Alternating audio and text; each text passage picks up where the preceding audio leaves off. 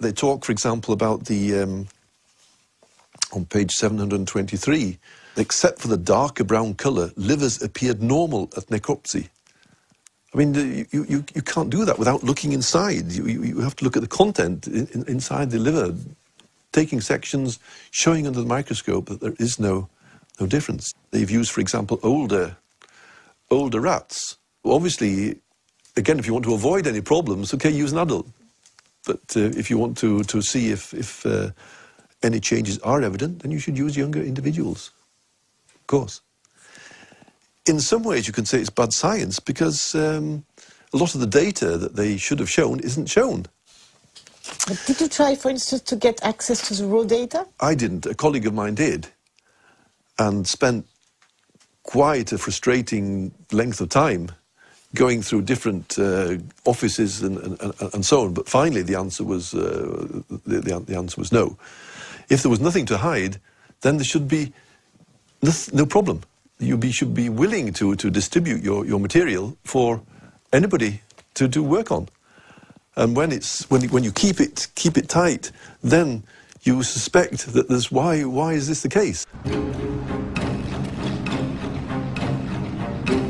One thing is sure, thanks to this limited study, Monsanto's GMOs have inundated the world, principally in North and South America, Asia, and Australia.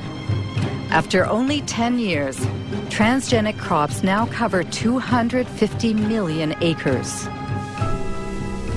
70% are Roundup resistant, and 30% have been genetically modified to produce an insecticide called Bt.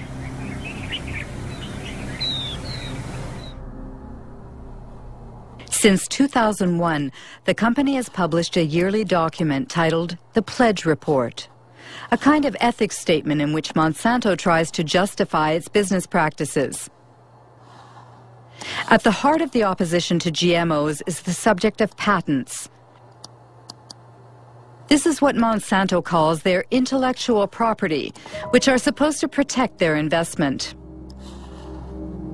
In North America, every farmer who buys bioengineered seeds must sign a technology agreement in which the farmer promises to respect the company's patent on the modified gene.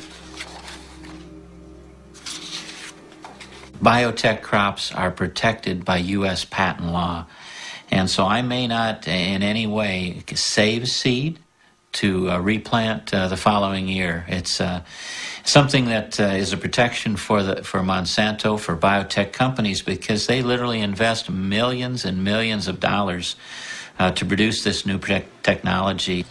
And how can Monsanto know that someone, for instance, harvested seeds?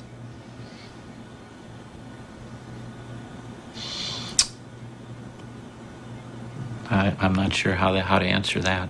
No, how they would know if someone replanted seed. That's a good question for Monsanto. The question is so touchy that Monsanto prefers to circumvent it by making glorious promises. In cases of unintended appearance of our proprietary varieties on a farmer's field, we will surely work to resolve the matter to the satisfaction of both the farmer and Monsanto.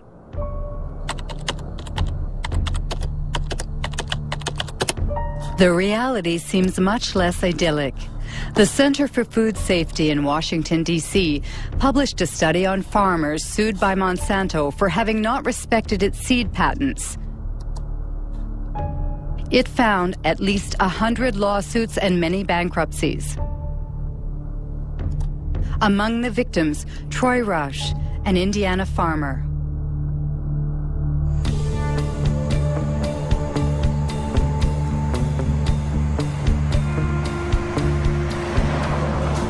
Our story starts back in 1999. A gentleman, and I use that term loosely, showed up at my mother and father's farm, and he claimed to be a private investigator hired by Monsanto. And he was out investigating farmers saving their own seed,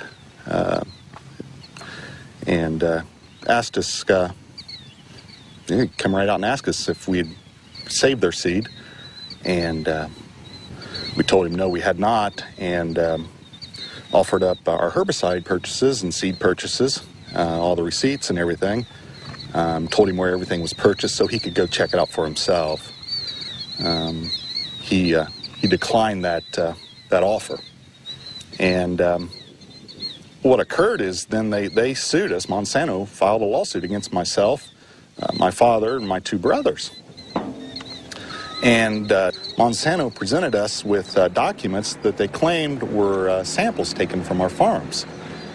To obtain those samples, Monsanto had to have trespassed upon our land without our permission and stole those samples. That year, I recall we had 492 acres of Roundup Ready soybeans. And they were growing under contract for a company for seed. And the contract was very specific. It spelled out the specific fields, so it wasn't a problem in isolating those fields. Everybody knew it. And why did you settle out of court with Monsanto? Well, after 2.5 years of this, the family was just destroyed. The stress involved in this, I mean, they're in essence threatening 5 generations of work. And if they would to prevail in something like this, it's all gone. They take it all away. They take it all away. Good morning. Morning, sir. How are you this morning, Troy? I'm well. How are you, David? Still surviving? Good. Troy Roush and David Runyon grow conventional soybeans. They have been victims of the so-called gene police. Created by Monsanto to enforce its law in the fields, the gene police sow fear in rural America, where farmers denounce the totalitarian methods used in a GMO-dominated world. I have some pictures here for you, Troy, I'd like you to look at. Okay. Here's what I have done, Troy, to help prevent re-entry on my farm of anyone coming onto my farm. It was in July of 2003, and they came, it was the latter part of July, they came to my house. It was like 7 p.m. Who came? Monsanto employees. And they presented me a business card. And they asked me a few questions about the kind of soybeans I plant, the kind of corn I plant, where I market my crops, and so I said, okay, that's the end of the conversation. Yeah, patents have changed. They've changed everything. It revolves with a relationship of trust with neighbors. That is gone. Myself, I probably only have 2 farmers that I talk to that are close to me. Are they really afraid, the farmers? Of course they're afraid. You can't defend yourself against these people. They've created a little industry that serves no other purpose than to wreck farmers' lives. Of course they're afraid. Does it mean that you're afraid, for instance, that a neighbor can snitch on you? Yes.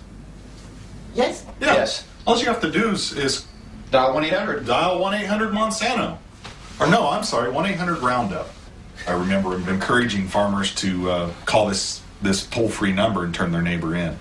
And why does Monsanto do that? Well, the reason they do it is control. Seeds? Yeah. They want to control the seed. They want to own life. I mean, this is the building blocks of food we're talking about. They are in the process of owning food. All food. Between 1995 and 2005, Monsanto acquired over 50 seed companies throughout the world. These companies produce corn, cotton, wheat, and soybean, and also seeds for tomatoes, potatoes, and sorghum. Everywhere, people worry about Monsanto's monopoly, which in the long term threatens to wipe out all non-transgenic varieties. Monsanto doesn't agree and speaks only about the benefits of biotechnology, especially in developing countries like India. Our products provide significant economic benefits to both large and small growers. In many cases, farmers are able to grow higher quality and better yielding crops.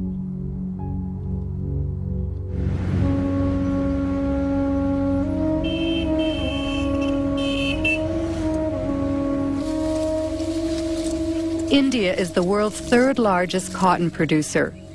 In 1999, Monsanto acquired Mahiko, the country's leading seed company. 2 years later, the Indian government authorized the sale of Bt cotton under the brand name Balgard. It is genetically modified to produce an insecticide which repels bollworms, a cotton parasite.